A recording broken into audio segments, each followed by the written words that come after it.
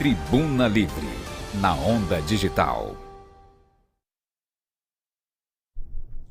Olá, muito boa tarde para você que nos acompanha ao vivo na programação da Rede Onda Digital, uma nova edição do Tribuna Livre. Hoje é 5 de novembro, terça-feira. É claro que eu já quero contar com a tua participação ao vivo no youtube.com/Rede Onda Digital. Por lá você confere inclusive toda a programação do canal 8.2 e as edições anteriores do Tribuna Livre.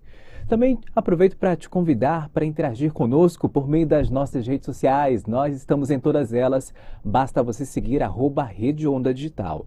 Inclusive, hoje tem entrevista e logo mais você confere os cortes, os destaques do Tribuna Livre lá no nosso Instagram. Boa tarde, Artemisa Gadelha. Boa tarde, Leon Furtado. Boa tarde para você, navegante da Rede Onda Digital. Estamos começando mais uma edição aqui do Tribuna Livre. Mais precisamente, esse é o programa de número 81, Leon. Já estamos chegando pertinho de 100 programas aqui da Rede Onda Digital. E hoje estamos recebendo mais uma figura desse tabuleiro político da capital do Amazonas, aqui de Manaus, e também vamos falar, do estado do Amazonas, já que ele é deputado federal pela União Brasil. Estou falando do deputado Saulo Viana. Seja muito bem-vindo ao Tribuna Livre. Obrigado, Artemisa, obrigado, Leon, pelo convite aqui da Onda Digital. Mais uma vez aqui no Tribuna Livre. Já tive a oportunidade de vir aqui e agora eu estou à disposição para a gente falar um pouco sobre mandato e, claro, também um pouco sobre política. Afinal, também hoje é dia da eleição dos Estados Unidos, né? Estava acompanhando desde cedo a movimentação. A TV hoje passou o dia todo falando disso, tá falando disso, né? Que é uma eleição que, apesar de não ser no nosso país, mas ela decide, vamos dizer assim, influencia no mundo todo, né? Exatamente, é o assunto do dia. Exatamente. Hoje. Falando nisso, o senhor está acompanhando já a eleição?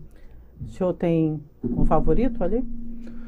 Olha, assim, como eu estou te falando, estava acompanhando esses dias todos, na verdade, só se fala disso, né? Essa é a eleição mais acirrada da recente, né? Dos Estados Unidos, né? Normalmente as eleições, como são dois partidos, né? Acaba que fica sempre aquele equilíbrio, mas sempre um candidato tem assim uma certa vantagem, né? Nessa eleição realmente não dá para saber. As pesquisas estão apontando empate não dá para técnico. saber como quem vai ganhar. E lá os Estados Unidos é diferente, né? Na verdade, existe os estados elegem os delegados, e os delegados é que, no caso, elegem o presidente. E aí tem o chamado estados pêndulo, né? Que são 7 estados pêndulos, que é onde tem o maior número de delegados, e os delegados que não são, porque normalmente os estados lá, tem determinado estado é o democrata, ou outro estado é republicano. E esses estados pêndulos é que eles vão mudando, né? Ao longo das eleições, e essa realmente está muito indefinida, e a gente vai ter que esperar alguns dias aí para saber quem vai ser de fato o presidente, né? O Trump, ele acaba simbolizando aí mais esse lado da direita, né, e a Câmara mais o lado progressista. Isso. Qual o lado que o senhor optaria ali? Olha, assim, inclusive eu tenho um irmão, meu irmão mais velho, ele mora nos Estados Unidos já há 18 anos. Ele foi a trabalho e acabou que ficou e nunca mais voltou, só vem aqui para visitar a família. E eu tenho alguns amigos, né, através dele, que brasileiros que moram nos Estados Unidos. Chega a ser engraçado quando a gente vê o contexto. Parece que a maioria dos imigrantes, eles tendem a ser do lado dos democratas, que é o lado progressista, como na verdade é o contrário. Os imigrantes, claro, os que estão lá de forma regular, eles tendem a ser muito mais republicanos, né? Tendem a ser muito mais Trump, muito por conta da questão do emprego, né? Então tem essa vamos dizer assim, esse debate, essa discussão lá referente aos imigrantes, que acabam que são os que praticamente decidem a eleição, até porque os Estados Unidos é um país de imigrantes, né? A maioria das pessoas que, são de famílias que chegaram lá há muitos anos, vindo de outros lugares do mundo em busca de oportunidade, e aí tem essa, vamos dizer assim, essa discussão, né, referente à questão dos imigrantes e quem eles tendem a escolher. E tem também um lado dos imigrantes que são uma grande parte também que são vamos dizer assim, os que entraram lá de forma irregular, que tem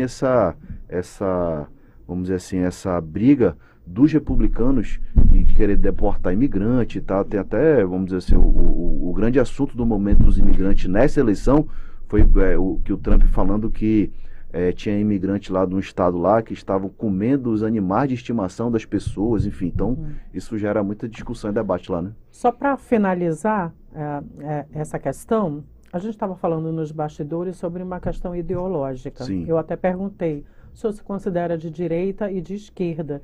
E o senhor me disse que se considera de centro, que Sim. Inclusive o senhor foi uma criança diferente, porque desde pequeno gostava de assistir, inclusive, o horário eleitoral. Centro, direita ou esquerda? Então, eu estava te falando aqui nos bastidores, e aí falando aqui para a tua audiência, desde criança eu sempre gostei de acompanhar a política. Eu sempre fui uma criança que parava para assistir o horário eleitoral gratuito, que na época a eleição era muito mais tempo, né? Era 90 dias de eleição e a gente tinha um programa eleitoral gratuito, era um tempo maior do que é hoje em dia.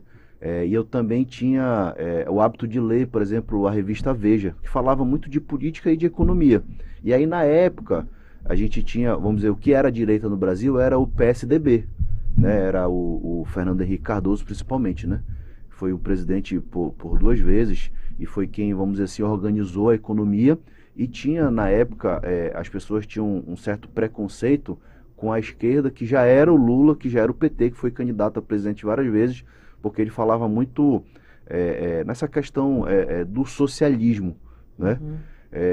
E tinha esse debate da questão da economia, tinha-se o medo, tanto é que o Lula, vamos dizer assim, o Lula mudou totalmente o discurso, inclusive as pessoas que eu acompanhava na eleição de 2022, que foi quando ele foi eleito presidente, tanto que ele teve como vice naquela época um cara que era o Zé Alencar, que era um grande industriário brasileiro, enfim, mudou-se o perfil e aí o resto a história conta. Então, assim, eu me considero um centro-direita. Perfeito. Bom, a gente queria também aproveitar para falar sobre um assunto que envolve, claro, eleições de 2024. Eu até abri aqui algumas janelas e muito se comentou nas redes sociais, especialmente. Tem até aqui, eu vou destacar aqui essa manchete. Paulderney Avelino articula nome de Saulo Viana ao comando da Seminf. Deputado, de onde é que surgiu, então, essa ideia de que o senhor iria compor ali o secretariado de Davi Almeida? Como é que foi isso? Está claro, o senhor tem alguma expectativa em relação a alguma pasta? Bem, assim, de onde surgiu, eu te confesso que eu não sei. Mas o que eu acredito que esse rumor veio da minha proximidade com o prefeito Davi Almeida, né? Eu fui o único, vamos dizer assim, parlamentar do União Brasil, do meu partido, a apoiar o prefeito Davi Almeida pela nossa relação de amizade, pela nossa relação de parceria e por acreditar que o projeto dele era o melhor projeto para a cidade de Manaus. E foi no mesmo momento que foi anunciado o retorno do deputado Fausto e, no caso, o deputado Paulderney, que era suplente, iria sair. E isso foi no mesmo momento ali que surgiu vamos dizer, essa especulação da minha ida para a Seminf, para uma secretaria municipal. Mas eu nunca tive essa conversa com o prefeito e, assim, te confesso que não é o meu objetivo, não é a minha vontade. Eu sempre tive essa aptidão do parlamento, fui deputado estadual por 4 anos, estou no mandato de deputado federal. Te confesso que era o meu sonho na política, era ser deputado federal para poder tanto legislar, claro, defender os interesses do Estado do Amazonas, mas poder legislar também de forma nacional, né? De poder fazer projetos de lei, de poder ter ações e, enfim, que você possa influenciar na vida das pessoas do seu país.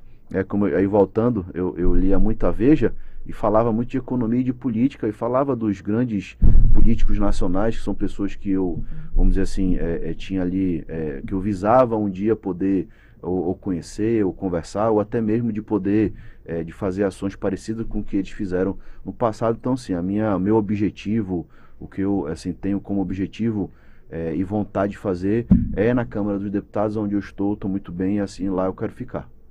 Como é que o senhor acredita que possa contribuir de alguma forma com a gestão de Davi Almeida? Retirando as emendas, que eu sei que o senhor, inclusive, tem enviado várias emendas, não só para a capital amazonense, a gente vai falar mais à frente, né, no balanço da gestão ali na Câmara Federal, como para outros municípios do estado do Amazonas. O senhor acredita também que possa contribuir até indicando pessoas, talvez, para a secretaria? Não, assim, na função de deputado federal, acho que a melhor forma de ajudar o prefeito, fora as emendas, como você falou, e eu tenho aqui algumas emendas destinadas para a cidade de Manaus, de projetos que são, de fato, projetos que contribuem e ajudam a vida do manauara, podendo ser um político-chave, o abridor de portas, poder abrir as portas dos ministérios para que o prefeito Davi Almeida, através da Prefeitura de Manaus, possa acessar recursos e possa acessar projetos que são importantes para a cidade de Manaus. Por exemplo, a Prefeitura de Manaus hoje está executando o maior projeto voltado à habitação da história da cidade de Manaus, né, do Minha Casa Minha Vida. O prefeito já tem contratado já algumas unidades habitacionais e também está em execução um projeto para poder fazer um novo bairro planejado na cidade de Manaus. Essa é uma ação, esse recurso, por exemplo, do Minha Casa Minha Vida é um recurso federal, né, do governo federal. Isso foi uma forma de abrir portas e tem vários outros projetos que são importantes para que o prefeito Davi possa ajudar a população da cidade de Manaus. A gente aproveita também para falar das questões partidárias, né? Sim. Afinal, o senhor é do União Brasil, fez então ali o apoio na época então do candidato à reeleição, Davi Almeida, agora sim reeleito. Como é que ficaram então essas alianças, deputado? Essas relações, os diálogos com o próprio partido ainda existem?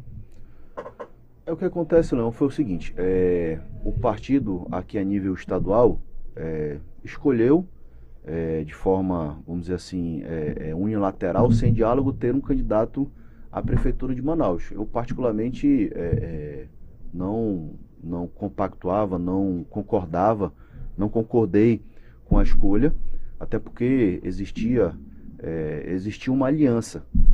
E essa aliança ela começou lá em 2022, quando o prefeito Davi Almeida, ainda no primeiro mandato, fez uma aliança pela cidade de Manaus, juntamente com o governador Wilson Lima, ao qual eu fazia parte do grupo como deputado estadual à época.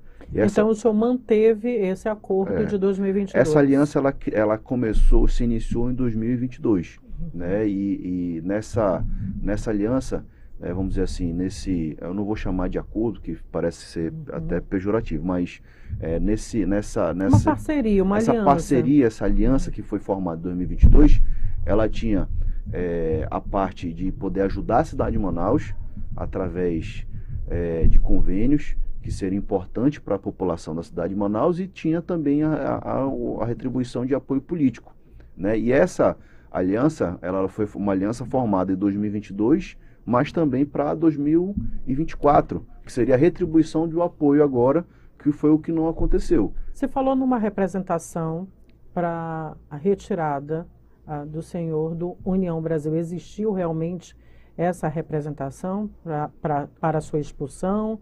O senhor sabe como está a sua situação agora com a União Brasil? E o senhor pretende mudar de partido? O que acontece é o seguinte, o que aconteceu, né? A executiva estadual do Partido União Brasil abriu um procedimento referente à questão de infidelidade partidária para mim, né? Para eu como deputado federal do partido, né? Eu recebi essa representação e eu, vamos dizer assim, me deram o prazo de defesa e eu fiz a defesa. Porém, quem fez essa representação no partido, do Conselho de Ética do partido, não conhece nem do estatuto do partido ao qual faz parte. Porque pelo estatuto do Partido União Brasil, só quem tem prerrogativa para poder abrir processo de infidelidade de deputado contra deputado federal é a Executiva Nacional. A Executiva Estadual, ela não tem essa prerrogativa. Então quem fez é uma ação que ela não tem, vamos dizer assim, ela não tem validade jurídica nenhuma. Eu respondi porque não tinha, se eu não respondesse não teria problema nenhum, mas eu resolvi responder, inclusive ensinando quem entrou com a representação de quem não tinha competência como órgão estadual, que quem tinha competência para entrar com a ação de abrir um processo de infidelidade partidária seria a Executiva Nacional. E eu já tinha tido uma conversa com a Executiva Nacional referente ao meu posicionamento aqui no Estado, e a Executiva Nacional tinha me liberado para que eu pudesse, através da minha escolha, de poder fazer campanha para o prefeito Davi Almeida. E aí se colocou muito a questão de Manaus e Parintins, porque, vamos dizer assim, Manaus porque é a capital e Parintins é a cidade do interior, que, né, eu vou dizer como o parintinense fala, gera muita fofoca, né? Que eu não apoiei candidatos do União Brasil em Manaus e Parintins. Porém, nas outras 60 cidades, eu apoiei todos os candidatos do União Brasil. Então não existe a possibilidade da sua saída do União Brasil? Não, eu não tenho, te confesso que eu não tenho essa vontade. Eu gosto muito do partido. A nível nacional é um partido que tem grandes membros, deputados, senadores que têm muita influência em Brasília, que tem muito conhecimento, que contribui muito com o nosso país. Eu tenho um ótimo relacionamento com o líder do partido, com os deputados, senadores do partido União Brasil. Inclusive, hoje nós estamos aí, o partido faz parte, está fazendo parte desse novo processo que vai se iniciar aí ano que vem, da escolha do presidente do Senado, do presidente da Câmara. Então, assim, eu sou muito satisfeito com o partido a nível nacional e eu não tenho pretensões de sair do partido. Até porque agora, né, a eleição de 2026, essa definição de partido, só vai acontecer lá em março de 2026. Falando em 2026, já que houve realmente um apoio da sua parte para a eleição de Davi Almeida, o que o senhor pretende em 2026? O senhor vem para a reeleição como deputado federal e vai ter esse contraponto, realmente essa ajuda do atual prefeito de Manaus, reeleito Davi Almeida, para 2026, no caso da sua candidatura? Eu sou naturalmente candidato à reeleição de deputado federal. Como eu te disse, eu sempre almejei na vida política, né, na vida pública, ser deputado federal, e eu tive a graça de Deus, ajudado pelo povo do meu estado, de poder ter sido eleito em 2022, o terceiro mais votado do pleito. Eu te confesso que eu sou muito, muito feliz, muito satisfeito sendo deputado federal. Em 2022 eu tive o apoio do prefeito Davi Almeida, ele me ajudou. Como eu te disse, eu sou amigo, parceiro do prefeito Davi Almeida. Em 2024 retribuí o apoio e, claro, a gente tem uma parceria, né, inclusive com projetos que são importantes para a cidade de Manaus, que são feitos através de emendas parlamentares minhas. Eu vou com toda certeza continuar a parceria com o prefeito Davi Almeida. Eu espero ter aí, nem que seja o apoio, mas se tiver pelo menos o voto daí de 2026, já estou satisfeito. A gente segue falando então das mudanças já em 2025, falando do secretariado de Davi Almeida. Muito se especula sobre os nomes que podem vir. Aqui no Tribuna Livre, por exemplo, já pontuamos que Shadia Frache pode voltar então para a Secretaria Municipal de Saúde. Renato Júnior já foi confirmado. Sim. Mas quais são as suas apostas? O senhor já consegue projetar alguma coisa nesse sentido de que mudanças podem acontecer? Olha, o que eu posso falar aqui é o que eu já ouvi do prefeito Davi Almeida, né? Primeiro ele falou, já desde o dia, inclusive, do dia que confirmou a sua reeleição, na coletiva de imprensa que ele deu, logo após o término da apuração, que ele tinha confirmado já o nome do secretário Marcos Rota, hoje vice-prefeito e secretário da Casa Civil Marcos Rota, continuando na Casa Civil. Depois ele confirmou o nome da secretária Shadia, né, como secretária de Saúde, e o Renato Júnior, que foi eleito vice-prefeito, que era secretário de Infraestrutura, continuando como secretário. E o prefeito também colocou que ele vai fazer algumas mudanças no seu secretariado. Eu te confesso que eu não sei quais são essas mudanças. Qualquer coisa que não seja da boca do prefeito é especulação.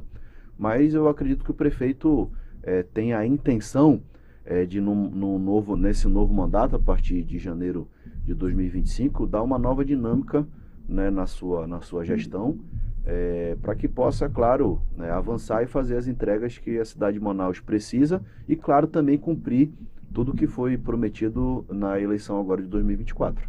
Se especula aí a permanência da irmã dele, Dulce Almeida, na educação, também do secretário de Finanças, né, o Clécio, e ainda Paulo Radim como secretário extraordinário, e ainda na Secretaria Municipal de Limpeza Pública, a Sabá Reis, que inclusive foi padrinho agora do casamento, né, do prefeito Davi Almeida, e deve ser também dia 8 de dezembro no religioso.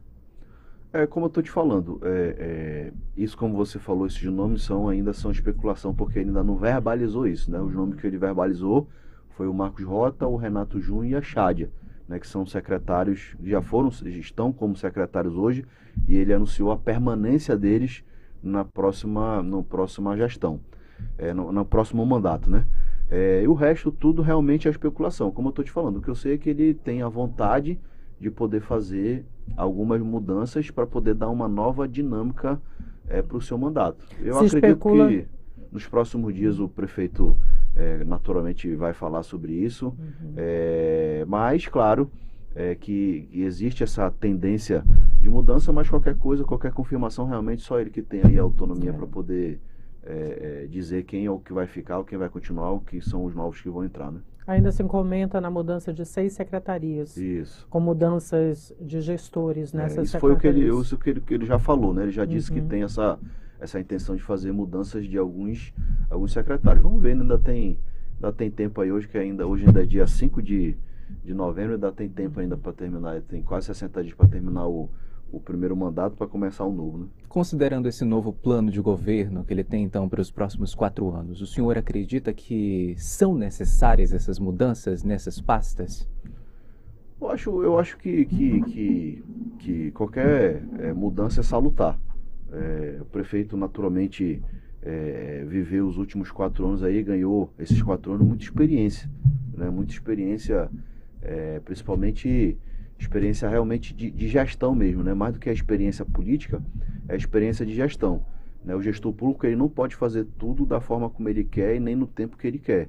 Não existe os órgãos de controle, existe ali realmente a parte burocrática, que de certa forma essa questão burocrática atrapalha muito, né, o gestor. Então o prefeito hoje ele ganhou experiência, hoje ele sabe quem entregou e quem não entregou os resultados necessários. Então acho que qualquer mudança é salutar.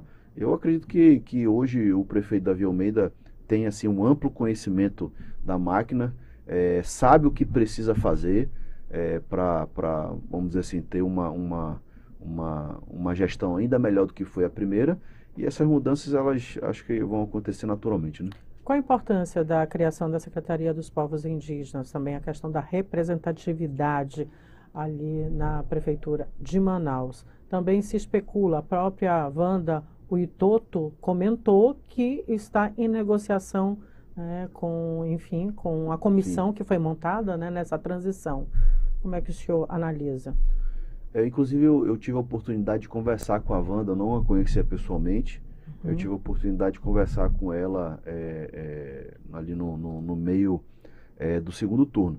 Ela é uma pessoa que ela tem muito a contribuir, né? Eu acho que seria, eu acho que é importante, até porque isso vai de encontro. A cidade de Manaus é a cidade que tem o maior número de indígenas no aldeado do Brasil, né? Ou seja, só por isso já seria muito importante ter uma pasta para cuidar e para tratar dos assuntos relacionados, né, a essas pessoas. E ela é alguém que ela tem ali um conhecimento muito grande, né? Te confesso que como eu te disse, eu tive a oportunidade de conversar com ela, até me surpreendi não apenas com o conhecimento, mas com as posições dela referente essa luta da causa indígena. Ela é uma pessoa que tem muito conhecimento e eu vejo ela como uma pessoa preparada, e eu tenho certeza que se vier a acontecer a criação da secretaria, se vier o convite do prefeito, e claro, se ela aceitar, ela é alguém que pode contribuir muito com a cidade de Manaus e com a prefeitura na pauta indígena. Até mesmo com algumas questões relacionadas às mulheres, né?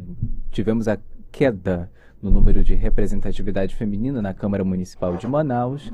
4 mulheres, a partir de 2025 serão apenas 3. Nesse sentido, então, seria um suporte a mais. Sim, eu te confesso que não é a minha vontade hoje, tá?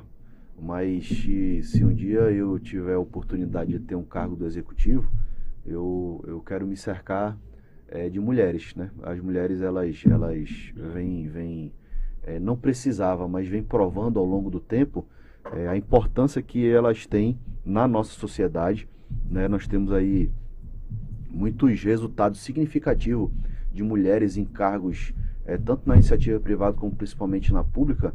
Eu acho que é importante a gente dar a oportunidade, né, da participação das mulheres. É muito difícil, até mesmo, por exemplo, você convencer mulheres a participar da política.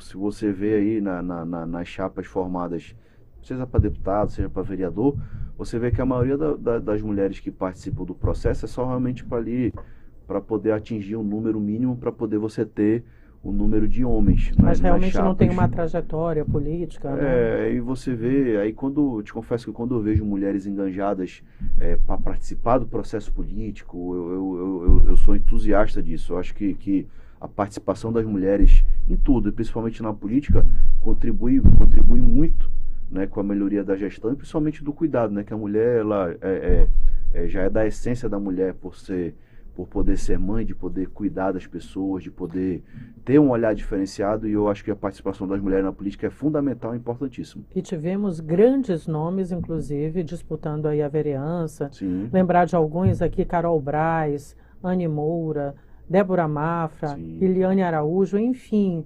perdoe-me as outras mulheres que talvez eu tenha esquecido aqui, mas grandes mulheres, né, com uma representatividade, eu vou te dar expoentes nas suas áreas, enfim.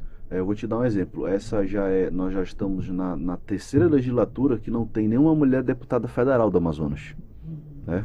Você vê como é difícil você ter mulheres na política, como o Leão falou. Nós tínhamos 4 mulheres vereadoras na cidade de Manaus, né? A gente diminuiu, agora só vai ter 3. Né? Na Assembleia Legislativa também, hoje nós temos 4 mulheres, acho que são 4, né?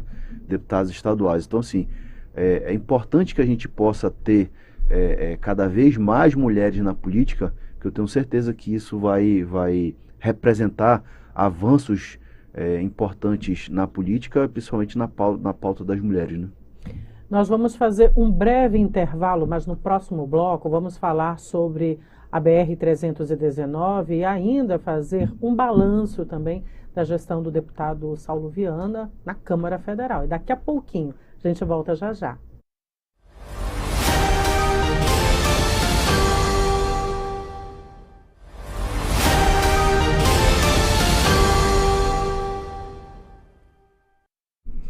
Estamos de volta com o Tribuna Livre na tela da Rede Onda Digital. Hoje é dia 5 de novembro, terça-feira. É claro que eu quero te convidar para você participar conosco. A gente está ao vivo lá no youtube.com/Rede Onda Digital. Seguimos então com a entrevista com o deputado federal Saulo Viana, que hoje está aqui conosco. Agora a gente aproveita também para falar sobre um assunto que de vez em quando ele volta, BR-319. Muitas frentes de trabalho, um grupo de trabalho inclusive foi montado no ano de 2024 e a gente tem acompanhado de perto todo o trabalho, tanto do Departamento Nacional de Infraestrutura de Transportes, mas também as discussões que envolvem ali até a própria ministra do Meio Ambiente, Marina Silva. De vez em quando ela vem a Manaus e ela toca também nesse assunto. Mas hoje, deputado, na sua avaliação, o que ainda falta para garantir de fato a reconstrução, na verdade, do trecho do meio? Não, eu tenho um entendimento que o governo brasileiro ele perde muito a oportunidade de mostrar que tem capacidade de alinhar a questão da sustentabilidade com o desenvolvimento.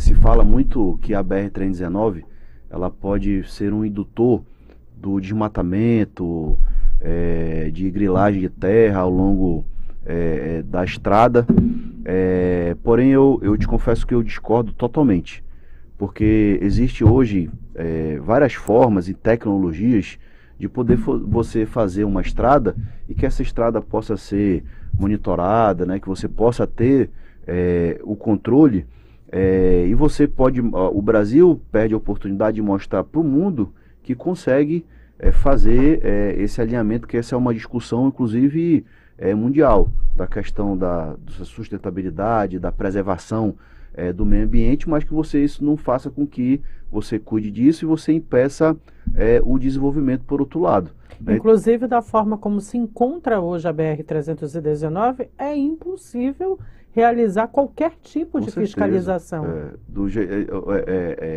E assim, já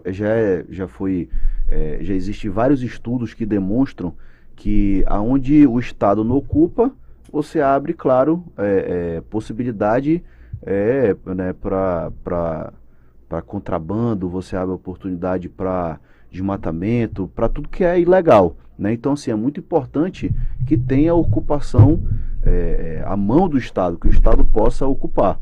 Então, assim, eu te digo que hoje existe um discurso, vamos dizer assim, ambientalista referente ao impedimento, principalmente das licenças, para que possa ser efetivado a obra da BR-319, que é essa pavimentação de uma estrada que é importante se dizer que ela já existiu, né, no passado, alguns anos atrás, porém, a meu ponto de vista, o que falta é vontade política, ação política, poder de, vamos dizer assim, de decisão do governo brasileiro de falar, não, nós vamos fazer o enfrentamento, nós vamos resolver todas essas questões ambientais, nós vamos demonstrar que nós podemos fazer uma estrada que ela alinhe a sustentabilidade com o desenvolvimento, que a gente vá dar oportunidade para que um estado tão importante da federação, que é o Amazonas e o Roraima, que é o nosso estado vizinho, possa ser ligado com o restante do Brasil.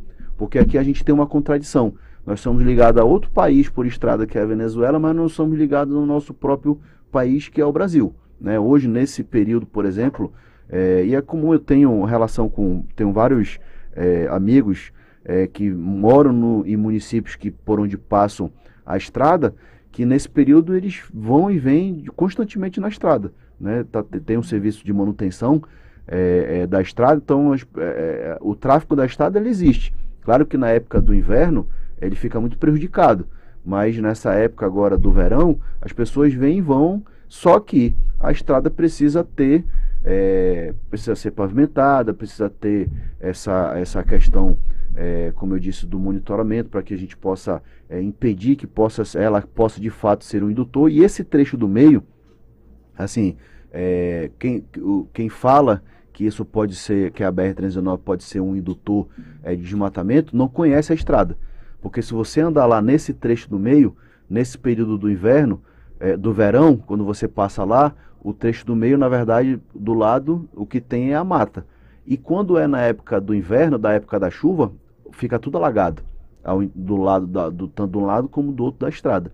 Então, assim, o que eu te digo, a meu ponto de vista, precisa vontade política, precisa ter alguém que tenha decisão, pulso, para poder chegar e falar, não, vamos resolver a questão ambiental e vamos botar o recurso que precisa, porque também não é barato de fazer a BR-319. Eu até acho que a desculpa ambiental é muito por conta do valor de viabilidade econômica para que possa se fazer a pavimentação da estrada. O seu planejamento... Opa. Não, tudo bem.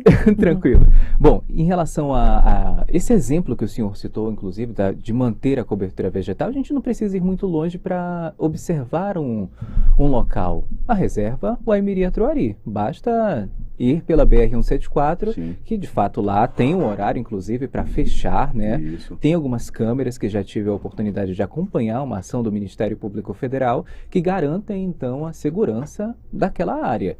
E é muito interessante, que parece até um vale, né? Você vai passando de ônibus, de qualquer veículo, e as árvores vão fazendo até um arco Isso. de tão preservada que é aquela área. E por satélite a gente consegue, então, ver que ocorre também da mesma forma. O fato é que BR-319, pelo menos de acordo com o levantamento que foi feito pela imprensa local até o ano de 2015, já foram gastos ali mais de 80 milhões de reais por parte do Departamento Nacional de Infraestruturas de Transporte com estudos para garantir, então, a viabilidade econômica e conseguir, então, essa licença de pavimentação. Só para que você entenda rapidamente o contexto que envolve a BR-319, foi construída ali na década de 70, inaugurada em 1976 e ficou ali sem manutenção, tornando-se intrafegável por volta do fim da década de 80, né? Ali em 1988.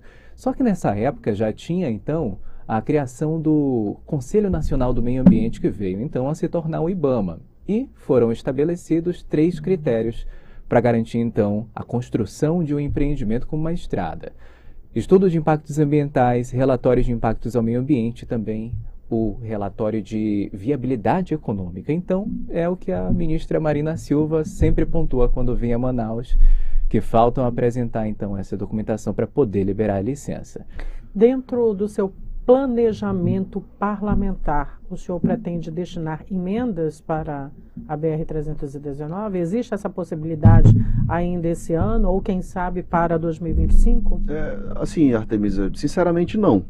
Porque qualquer recurso que você coloque hoje na BR-319, você vai perder o recurso. Por quê? Porque hoje não existe hoje licença ambiental para que possa se fazer a pavimentação desse chamado trecho do meio, que são os 400 quilômetros, que é a parte onde não tem, né, pavimentação. Existe já existe um contrato já em execução para manutenção de um outro trecho, ou seja, o governo tem recurso para poder fazer essa parte, né? O que precisa realmente é ter o licenciamento ambiental e um planejamento financeiro para que possa executar esse trecho do meio. Eu não tenho intenção de colocar, como eu estou te falando, botar emenda na BR-319, porque qualquer recurso que você bote lá hoje não tem como executar, e como trata-se de um projeto muito grande, se todos os parlamentares botarem todas as suas emendas só na BR-319 do Amazonas, ainda assim você não vai conseguir o recurso necessário para poder fazer a pavimentação da BR. Isso tem que ser uma política de Estado, né, para que você possa ter, como eu disse, fazer essa interligação do Estado do Amazonas e de Roraima com o resto do Brasil, que isso naturalmente vai trazer desenvolvimento não apenas para o Amazonas e para Roraima, mas também para o país como um todo, né? Para a gente fechar, então, tema BR-319, o senhor acredita que ainda vai para frente durante o mandato do presidente Lula? Olha, e aí vamos falar assim, sendo bem pragmático. Tratando-se de Amazônia, nós temos a questão da sazonalidade da chuva, né, e do verão. Aqui no Amazonas, principalmente naquela área ali, naquela área do sul do Amazonas, onde o inverno é muito rigoroso, você consegue trabalhar, e aí quando eu digo trabalhar, a obra, né, a obra de engenharia em si, que é a movimentação de terra, que é a questão da pavimentação, você consegue trabalhar em torno de 5 meses no ano, né? Ou seja, nós teríamos os 5 meses do ano de 2025, porque esse ano já foi. Vamos dizer que agora se resolva toda a questão ambiental, de liberação das licenças, e que o governo brasileiro tenha um recurso para poder fazer essa pavimentação do trecho do meio. Nós teríamos 5 meses no ano de 2025 e 5 meses no ano de 2026. Em 10 meses você não consegue fazer 400 quilômetros de uma estrada que é uma obra de engenharia que ela torna-se complexa, porque você vai ter que levantar o grade, que é levantar hoje o nível da pista que existe, porque, como eu disse, na época do inverno, quando chove, quando enche o rio, fica de um lado e do outro, fica só água, né? Ou seja, precisa levantar para que essa obra possa durar mais tempo, né? Por conta da água, que atrapalha muito, né? a questão do pavimento, fora aí movimentação de terra, asfalto em si, ou seja, até o final do governo não tem como fazer essa estrada, não tem tempo hábil para poder fazer. Se tudo for resolvido, ainda assim não tem tempo. Mas como eu estou te falando, a BR-319 ela precisa ser um projeto de Estado, independente de quem seja o presidente da República, precisa ser uma política pública constante de investimento para que a gente possa, ao longo dos próximos anos, ter essa estrada totalmente pavimentada, ela seja uma estrada sustentável, onde você possa ter monitoramento, possa ter passagem da fauna porque tem vários animais ali, é uma mata, né? Você imagina, então tem vários animais para que não tenha acidente, atropelamento de animal, nem acidente com os carros, inclusive por conta dos animais, enfim, seja um projeto muito bem feito para que a gente possa ter nos próximos anos essa estrada totalmente trafegável. Vamos começar então o balanço da sua gestão ali na Câmara Federal, da sua atuação Sim. na Câmara Federal. O senhor foi o deputado federal, inclusive, com maior produção parlamentar no primeiro semestre. O senhor foi relator de 3 projetos e já teve aí 86,3% das suas emendas parlamentares pagas, de um total de mais de 82 milhões de reais, indicados inclusive para 11 municípios. Sim. Inclui aí a capital, né, a amazonense, enfim, outros municípios do interior do estado. Boa parte, inclusive, das suas ações teve foco nas áreas de saúde, educação, infraestrutura. Qual que o senhor destacaria? Como você falou, no primeiro semestre, eu fui o deputado que teve a maior produção legislativa. Particularmente, eu cobro muito a minha equipe referente a isso, porque essa é a nossa principal função, né? Realmente legislar pelo país, consequentemente para o estado do Amazonas. Então nós tivemos aí em números 775 iniciativas, né, de produções parlamentares, projeto de lei, projeto de emenda à Constituição, requerimentos, seja por órgãos federais, estaduais e municipais. Então assim, tem alguns projetos. E aí eu posso te falar, vamos dizer assim, do mais recente, né, que até por conta desse contexto atual que nós estamos vivendo no parlamento. O que acontece? Recentemente teve uma ação do ministro Flávio Dino que suspendeu o pagamento de todas as emendas parlamentares, né, seja a emenda de bancada, a emenda individual e as emendas chamadas emendas de comissão, pelo entendimento do ministro, pela falta de transparência, né, na destinação das emendas.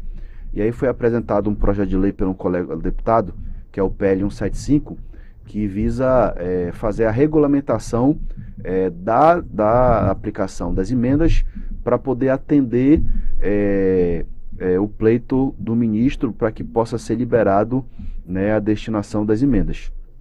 Da forma como o projeto de lei foi apresentado, que o projeto de lei foi apresentado atendendo o que foi solicitado pelo STF para trazer mais transparência para a questão da execução das emendas. Mas da forma como foi apresentado, ele é ruim para o estado do Amazonas, é ruim para os estados que têm as menores bancadas, porque limita o número de emendas, das emendas chamadas emendas de bancada, e também faz com que as emendas, elas, principalmente as emendas de bancadas, elas sejam destinadas prioritariamente para infraestrutura, tanto para federal como para estadual. E aí tira, no caso, os municípios. E aí, de forma bem resumida, para que as pessoas possam entender, se for aprovado da forma como foi colocado, eu não vou mais poder, por exemplo, destinar uma emenda de bancada minha, como deputado federal, para que eu possa fazer, por exemplo, uma estrada numa zona rural do município de Parintins, por exemplo. Porque ali é uma estrada municipal, no caso ela nem é uma estrada federal, nem é uma estrada estadual, né? Ou seja, então isso diminui, né, o poder que as emendas têm de atender às necessidades dos municípios. E aí eu apresentei uma emenda a esse projeto de lei, ao PL 175, para que você possa trazer essa abrangência, para que você possa continuar atendendo, por exemplo, os municípios. Porque eu tenho um entendimento, Artemisia Leão, que as emendas parlamentares, elas são os maiores instrumentos, é o melhor instrumento para que você possa atender de fato a necessidade das pessoas. Porque assim, da forma como está sendo colocado, basicamente quem vai decidir o que é melhor para o estado do Amazonas, por exemplo, seriam os ministros, né? E assim, os ministros não conhecem a realidade do Amazonas, né? O ministro das cidades, ele não sabe qual é a necessidade da comunidade de Feijó, lá de Benjamin Constant, no Alto Solimões. Quem sabe a necessidade é quem mora lá, é o prefeito, são os vereadores que estão ali, que estão na ponta da política, no caso, que tem essa relação com nós parlamentares para que possam fazer a indicação e que a gente possa buscar as emendas para atender às necessidades pontuais, né, deste município, das comunidades. Então o projeto, da forma como ele veio, é um projeto muito ruim, e eu apresentei algumas emendas para que possa ser, no caso, ser aprovada, para que possa mudar e a gente possa continuar atendendo o que o STF quer, que é a transparência. E essa questão da transparência, eu até te digo, é muito mais por conta das emendas de bancada. Que, por exemplo, um dos pontos que esse projeto fala, para que deputados de um estado não possam enviar emenda para outro estado. Que aí é um ponto que eu particularmente concordo. Porque eu não tenho como ser deputado do Amazonas e mandar uma emenda lá para o estado de São Paulo. Mas isso tem acontecido, né?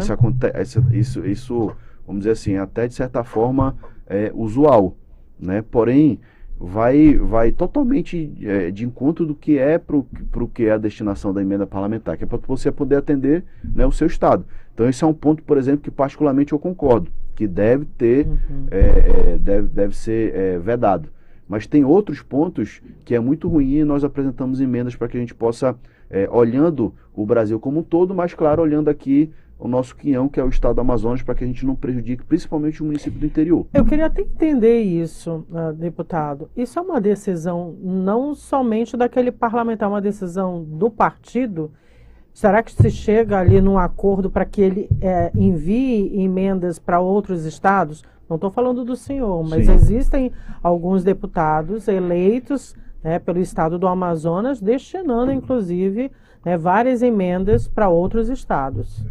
Assim, essa questão da emenda, ela é discricionária. Cada parlamentar ele faz da forma como ele achar melhor. O que é fato é que hoje existe a possibilidade de eu, como deputado federal do Amazonas, por exemplo, destinar uma emenda para o estado de Goiás. Como deputado federal, né, hoje a lei, da forma como é hoje a lei não existe proibição nem vedação referente a isso, né?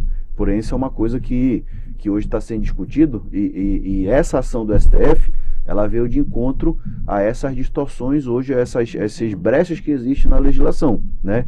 Então, assim, hoje isso está sendo discutido justamente para poder acabar com esse tipo de ação que existe, que eu particularmente também não concordo. Porém, você também não pode, vamos dizer assim, apertar muito e prejudicar, por exemplo, como eu estou te explicando aqui, da nossa realidade, que é, por exemplo, fazer com que as emendas de bancada elas sejam só obras estruturantes a nível federal ou estadual. Por exemplo, eu poderia destinar uma emenda para a BR-319, porque ela é uma obra estruturante federal, que é uma BR, né? Eu poderia destinar uma emenda, por exemplo, para fazer um investimento na AM010, que é no caso é estadual. Mas aí eu não poderia destinar mais uma emenda para poder fazer, por exemplo, como eu te disse, um ramal lá no município do interior. Isso sim. É ruim para a gente, porque as emendas parlamentares, ela atende, e assim, quando a gente fala da nossa realidade, a grande maioria dos nossos municípios não tem capacidade de investimento, né? A arrecadação é muito pouca, é pequena, então acaba que o prefeito ali consegue fazer o básico na cidade. Aonde é que o prefeito consegue fazer obras que são investimentos que são importantes para a população? Através das emendas, sejam as estaduais, sejam as federais. Então, se você restringe isso, você vai tirar ali a capacidade de poder você fazer entregas importantes para a população no interior, principalmente. Vamos seguir então falando de políticas sociais, isso porque o senhor direcionou recursos para a construção de 10 restaurantes Prato do Povo em parceria com o prefeito de Manaus, Davi Almeida. A ação, inclusive, foi decisiva para que o Manaus Sem Fome pudesse ampliar em 300% a oferta de refeições aqui na capital, programa que hoje, então, oferece 3 milhões de alimentações ao ano. Insegurança alimentar era um problema e o senhor observou isso de perto. Esse projeto, Leão, surgiu analisando o último censo de 2022. Nesse último censo demonstrou que a cidade de Manaus tem mais de 500 mil pessoas que recebem o Bolsa Família, né? Ou seja, são pessoas que quem se encaixa no Bolsa Família são pessoas ali que estão naquela chamada ali na faixa de pobreza. Aí outro número interessante do censo que eu pude observar é que entre autônomo, desempregados, pessoas os alentados que não procuram mais empregos e autônomos, nós temos na cidade de Manaus quase 70% da população. Ou seja, são pessoas que elas não têm uma renda fixa certa, né? Elas não têm ali, é o chamado, é o cara que é autônomo, é o cara que faz bico, é a mulher que vende bolo na rua, é o homem que faz o churrasquinho na frente de um evento, de uma festa. Ou seja, são pessoas que não têm aquela renda, né? E isso também tem uma grande parte da população, em torno de 20% na cidade de Manaus, que são pessoas que não conseguem fazer as 3 refeições diárias mínimas, né? Que é o almoço, café e o jantar. E aí uma realidade que é dura, né? Ela não é uma realidade da cidade de Manaus, é uma realidade do Brasil, que assim, existe o pai e a mãe de família que ela faz com que o filho vá para aula todos os dias para que o filho possa se alimentar. Infelizmente, essa é uma realidade que nós vivemos. Então, assim, esse projeto foi uma ideia minha, juntamente com o prefeito Davi Almeida, para que a gente pudesse, aqui na cidade de Manaus, poder ampliar esse projeto Manaus Sem Fome, que são justamente os restaurantes populares. A prefeitura tinha 3 restaurantes populares e 2 cozinhas comunitárias que servem as refeições de forma gratuita para a população. E aí a gente criou um projeto, eu, prefeito Davi Almeida, que é o Prato do Povo, fazendo 10 unidades todas as zonas e nos bairros mais populosos da cidade de Manaus, através das minhas emendas parlamentares. Então, assim, hoje nós temos 10 restaurantes populares a mais do que a prefeitura tinha, que eram os 3, que servem cada restaurante 1.000 refeições gratuitas todos os dias na cidade de Manaus. Isso é uma contribuição que a gente dá através do nosso mandato, em parceria com o prefeito Davi Almeida, para que a gente possa ajudar essa população que, infelizmente, tem a dificuldade básica, como, por exemplo, se alimentar. E no dia de hoje, no dia 5 de novembro, hoje são 14 horas, mais de 10 mil pessoas se alimentaram hoje, conseguiram almoçar através das nossas emendas e de uma parceria com o prefeito Davi Almeida. Além disso, falando de cultura, saindo dessa pasta e entrando na pasta de cultura e turismo, o senhor também trouxe um patrocínio histórico para o estado do Amazonas, mais precisamente Parintins. O senhor divulgou, inclusive, nacionalmente um evento com a realização, né, da sessão solene também e uma exposição em Brasília. E muito mais do que isso, o aporte de 12 milhões de reais pelo Ministério do Turismo, né? Além também, né, de ações ali da Embratur no município durante o Festival Folclórico de Parintins. Sim. Eu tenho um entendimento, Artemisia e Leon, que a gente precisa, no estado do Amazonas, avançar na diversificação da nossa economia. Hoje nós somos muito dependentes da Zona Franca. A Zona Franca ela é importante, ela é fundamental, ela é inegociável, porém, nós precisamos olhar o futuro. E diversificar a economia vai nos dar, para o amazonense, uma garantia de que a gente vai ter um futuro próspero. Só que a diversificação da economia ela não acontece da noite para o dia. Isso é uma política pública também que ela precisa ser constante, o Estado precisa fazer investimento constante para que ela possa se consolidar ao longo dos anos. E eu tenho entendimento que o turismo é uma matriz econômica que ela pode ser a longo prazo para o estado do Amazonas rentável. Ela pode trazer muitos benefícios inclusive para vários municípios do interior. Porque quando a gente fala de Zona Franca, nós estamos falando da cidade de Manaus. Porém, nós temos outros 61 municípios que precisam também ter economia ativa, e o turismo é uma dessas matrizes econômicas que a longo prazo eu tenho certeza que pode trazer muito benefício para o Estado. E nós temos na cidade de Parintins o nosso Festival Folclórico de Parintins, que é a Zona Franca da cidade de Parintins. Gera emprego, gera renda o ano todo na cidade de Parintins. Eu sou vice-presidente da comissão, terceiro vice-presidente da Comissão de Turismo na Câmara dos Deputados. E desde 2023 eu venho fazendo um trabalho com os colegas deputados e com o governo federal para que a gente possa fortalecer o investimento em turismo aqui no estado do Amazonas. E nós tivemos agora nesse ano de 2024, como você falou, o maior investimento do governo federal no turismo no estado do Amazonas, na cidade, no Festival Folclórico de Parintins. Foram, na verdade, 12 milhões e meio. Foi 10 milhões do Ministério do Turismo, 1 milhão e meio da Petrobras e mais 1 milhão dos Correios que foram investidos no Festival Folclórico de Parintins. Isso, vamos dizer assim, isso foi uma primeira ação voltada ao turismo, e eu já tenho tratativas para que a gente possa levar isso para outros municípios do interior, como por exemplo Manacapuru, que tem, né, o Festival das Cirandas, que é muito forte, lá também movimenta muito essa economia, vamos dizer assim, a economia criativa, que gera emprego, gera renda nas cidades do interior, e eu tenho esse trabalho voltado também para o turismo, para que a gente possa fazer esses investimentos que são importantes e necessários para que a gente possa fazer ao longo dos anos, como eu disse, essa diversificação na matriz econômica do estado do Amazonas. Perfeito, o nosso tempo está ficando um pouco mais apertado, acho que ainda dá tempo de mais 2 perguntas. Claro. E as considerações.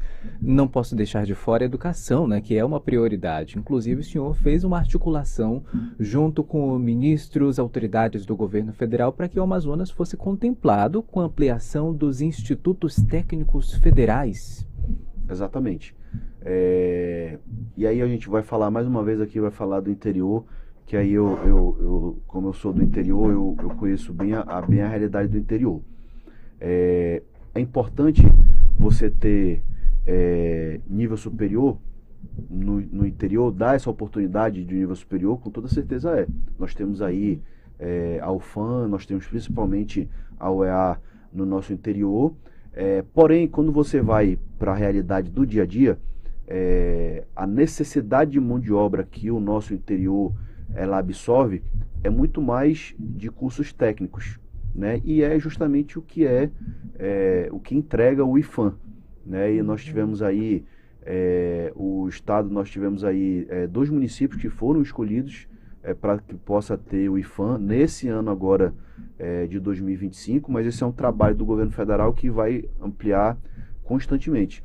Foram 2 municípios atendidos, nós temos pleito de outros municípios que possam ser atendidos nos próximos anos, e isso é importante porque você consegue ali qualificar a mão de obra do interior com os cursos técnicos profissionalizantes, e essa mão de obra ela é muito melhor absorvida nos municípios do interior, principalmente em alguns municípios que nós temos aí algumas, como por exemplo o município de Altazes, que tem aí a planta do potássio que será ampliada, enfim, tantos outros municípios que têm essa demanda, a necessidade de ter uma mão de obra qualificada. Aí eu quero falar de um outro projeto que eu também apresentei para a prefeitura de Manaus, a prefeitura do Davi Almeida, que é a possibilidade de o passe livre estudantil ser também ser atendido também os alunos do IFAM, porque hoje não hoje nós temos o passe livre estudantil para os alunos da rede estadual e da rede municipal, mas nós temos 4.500 alunos do IFAM na cidade de Manaus que não são atendidos pelo passe livre estudantil. Eu já fiz uma solicitação para o prefeito, estou conversando com ele para que a gente possa fazer com que esses alunos sejam integrados também ao passe livre estudantil. Deputado federal Saulo Viana, eu gostaria de agradecer a sua participação aqui no Tribuna Livre, as suas considerações finais, e dentro dessas considerações, gostaria de saber se o senhor já tem alguma composição para o Boi Caprichoso para 2025. Primeiro, obrigado mais uma vez pelo convite. Eu gosto muito de vir aqui na Onda Digital, né? Eu já participei de vários programas aqui, eu estou sempre à disposição, porque nesse momento eu acho importante, porque acaba que você tem a oportunidade de prestar conta com a população, que é a população que nos escolhe para ser o seu representante, e é importante que a população fique informada do nosso trabalho, das nossas ações, do que nós temos feito pelo nosso estado, e eu estou sempre à disposição. Toda vez que convidado, pode ter certeza que estarei aqui presente em Artemísia, e já abriu o edital de toadas para o ano de 2025 do Boi Caprichoso. Eu já estou em contato, que a gente tem um grupo de WhatsApp dos compositores, então acaba que a gente fica o ano todo falando disso, falando de música, falando de toada e tal. Então, assim, nós já temos aí algumas composições aí em fase, está no forno sendo preparada, e aí só que aí vai para concorrer, né? Vai para o concurso, vamos ver se a gente consegue emplacar novamente. Muito obrigada novamente. Já ficamos na expectativa. E se você quiser receber todos os destaques do Tribuna Livre, basta acessar o nosso Instagram, @Rede Onda Digital, a qualquer momento. Esta edição você também consegue rever pelo youtube.com/Rede Onda Digital.